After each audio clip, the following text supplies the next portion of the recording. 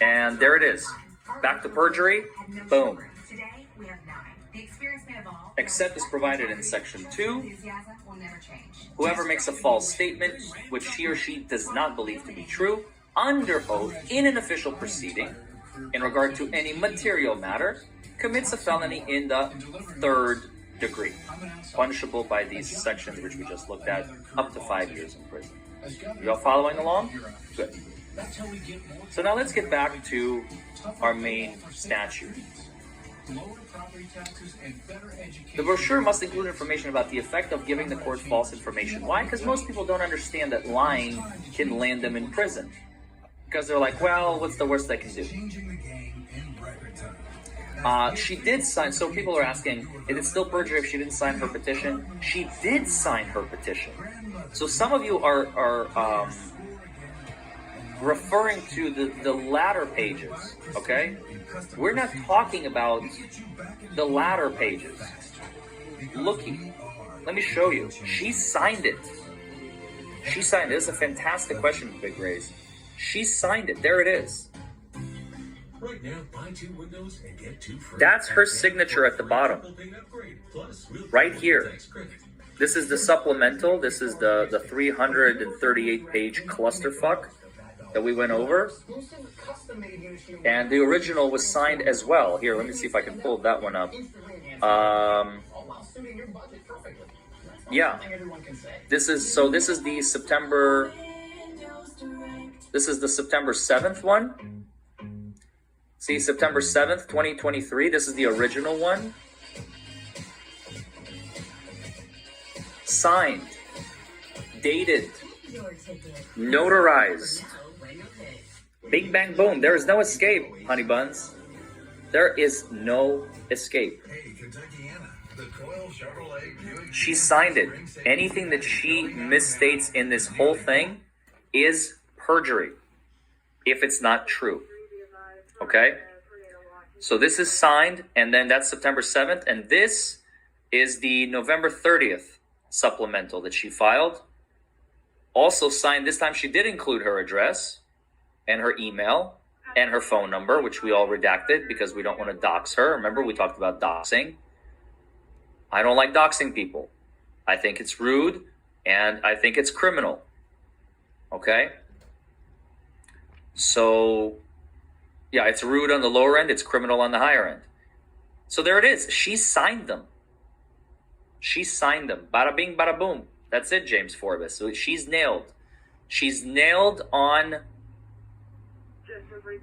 the fact that this is under oath. No question. That is undisputed. Number 3A. Back to our statute. This is the original statute that we started with. Stalking. Injunction for stalking. 3A. The sworn petition shall allege, hashtag buckle up, that's right, buckaroo, shell till, buckaroo, buckle up, buttercup. The sworn petition shall allege the existence of such stalking and shall include the specific facts and circumstances for which relief is sought. That's obvious. That's obvious. Include the facts. What happened? The sworn petition shall be in substantially the following form. So they're giving guidance to the clerks of court so they don't have to each create their own. So there's some uniformity across the counties in Florida. Petition for injunction for protection against stalking. Before me, the undersigned authority personally appeared, petitioner with their name, who has been sworn and says the following statements are true. They reside at such and such. We've all seen this before. This is just the standard, what they know about the respondent. The petitioner shall describe any other cause of action currently pending between the petitioner and respondent, so between Lynette and Jeremy in our case. The petitioner shall also describe any previous attempt by the petitioner to obtain an injunction for protection against stalking in this or any other circuit, and the result of that attempt. Case numbers should be included if they're available. In this case, none were available or proper. The petition must provide space for the petitioner to specifically allege that he or she is a victim of stalking because respondent has, and you mark all these sections, and there's like 1, 2, 3, 4, 5, 6, 7, 8 of them. And if you remember, In the original, not the supplemental, but the original, Lynette marked, I believe, all of them except like 2. Let me pull it up on the screen so you all can see. Lynette alleged, if you all remember, see, there it is. Please mark, this looks exactly like a carbon copy of what we just saw, right? So petitioner is Lynette, respondent is Jeremy. We're just going to replace those names. Lynette is a victim of stalking because Jeremy has, and she is alleging this, and she's signing off on this, whereby potentially committing perjury, that Jeremy committed stalking. Jeremy previously threatened, harassed, stalked, cyberstalked, or physically abused Lynette. Jeremy threatened to harm Lynette or family members or individuals closely associated with Lynette. That's also checked. This one is not checked. Intentionally injured or killed a family pet. That she's not alleging that Jeremy did that. She is alleging that Jeremy used or threatened to use against Lynette any weapons such as guns or knives, cannons not included. She also further alleges, this is also checked, that Jeremy has a criminal history involving violence or the threat of violence, which I believe is also false. I don't think Jeremy has any type of that history. Please correct me if I'm wrong. Greg is already saying no, he does not. But I'm pretty sure, I was about to say she kills her own pets, so she can't really allege. Jeremy does not have any criminal history, I don't believe. And can Lynette be charged? Oh, that's a fantastic question, Marianne Maldonado. Can Lynette be charged separately for each individual lie? She can be charged with perjury separately. The answer is yes. There is no such thing as a blanket perjury. You perjured yourself in this instance. You perjured yourself in this instance. Have you ever seen those monstrous charges and somebody has like, what was his name? Daryl Brooks. Didn't Daryl Brooks have like 97 or some odd charges or something like that? How many charges? Somebody in the chat, remind me, because I don't remember this. I didn't really follow that case. It was too brain hurty for me. My lawyer brain could not comprehend. How many? Yes, up to 5 years for each one, Larry. Yes, up to 5 years to each one. Now, again, usually judges will run them concurrent. What does that mean? If she gets 5 across the board, she'll go to prison for 5 years. It's not going to be 5 plus 5 plus 5 plus 5 plus 5 plus 5 plus 5. 167, that was Daryl Brooks. He had 76, sorry. 76 counts. 76 counts, says Booyah CS. Remember, 76 counts Daryl Brooks had. So Lynette could have 76 counts of perjury from one document. See, people, he does his homework. That's what I'm talking about. When he does for public safety, he done his homework. For public safety, if he had the same paperwork, why didn't he show this? Why didn't he show that? That's my question. Is he hiding something? I don't know. So let's get back to DUI guy. At least 2 perjuries, I think, or if not 3, 4. Isn't every single one of these basically a perjury? He never threatened to use a weapon against her. He doesn't have a criminal history of violence. That's 2. There is no other order of protection against him. He never threatened John or Lynette, Jeremy that is, so that's 4. He never previously threatened, stalked, harassed, cyberstalked, or physically abused her. He never committed stalking in the first place. So every single one of these, just on one page alone, or page and a half, 6 of them, are each individual counts of perjury she could potentially be looking at. Okay, so let's get back to the statute. So now that you see it in action, let's get back to the statute. So, see? Does this look familiar, chat? Look at that. Exactly the same. Exactly the same. Literally word for word.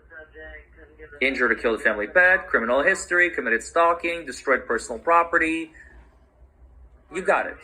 Here's the weather That's why she was report pleading for the fifth. I think Kentucky and that she Indiana knows. South. I think Lynette knows that she's in trouble. And now the world knows. The whole world is watching.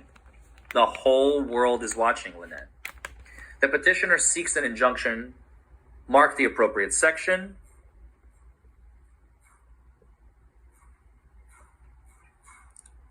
I plead the Immediately fifth. restraining the respondent, providing any terms that the court may deem necessary, which I believe she asks for a temporary injunction.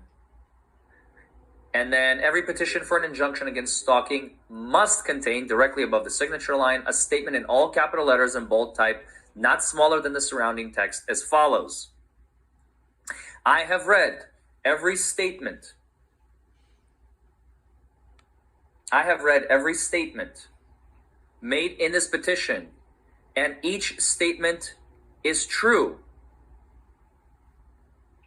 and correct. I understand that the statements made in this petition are being made under penalty of perjury, punishable as provided in section 837.02 Florida statutes. And the same language appears for more or less in, it exactly appears, excuse me.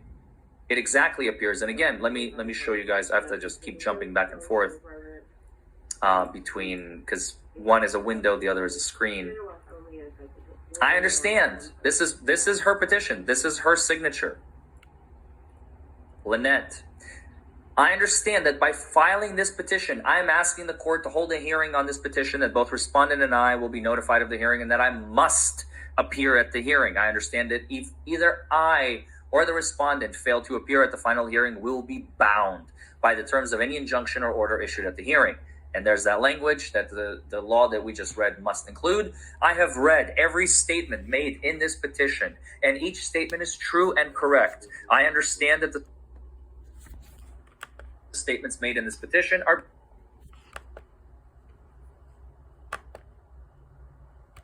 being made under penalty of perjury. Signed, dated. Thank you, wham, bam, thank you, ma'am. Maybe not for Lynette, that's kind of gross. But you know what I'm trying to say. Penalty of perjury, punishable as provided in section 837.02. Why does that sound so familiar? Is that why, DUI guy? Because you just shared that with us, didn't you? 837.02. Oh my God. Oh my God. Look at that. Look at how nicely this all fits together. Look at this beautiful puzzle of felonious conduct. Commits a felony in the third degree. Perjury is a third degree felony. There it is. There's the statute. There it is. There it is. It's showing on the west side of the railroad track. Now, let's get back to the statute. Number 4. Upon the filing of the petition, the court shall set a hearing. I wish we actually had one. To be held at the earliest possible time. Earliest possible time. Not 5 months after it is filed, or 6 months after it is filed, or 9 months after it is filed, or a year and a half after it is filed. At the earliest possible time, Judge De Timesis.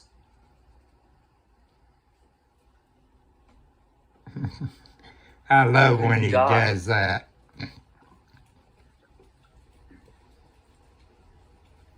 The hearing shall be set by the court. He's literally violating the statute himself. The respondent shall be personally served with a copy. That means they must receive a copy physically. They can't just be mailed a copy. With a copy of the petition, notice of the hearing, and temporary injunction, if any, before the hearing. 5A.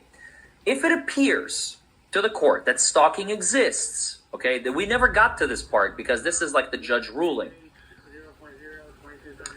The court may grant a temporary injunction ex parte pending a full hearing, and may grant such relief as the court deems proper, including an injunction restraining the respondent from committing any acts of stalking.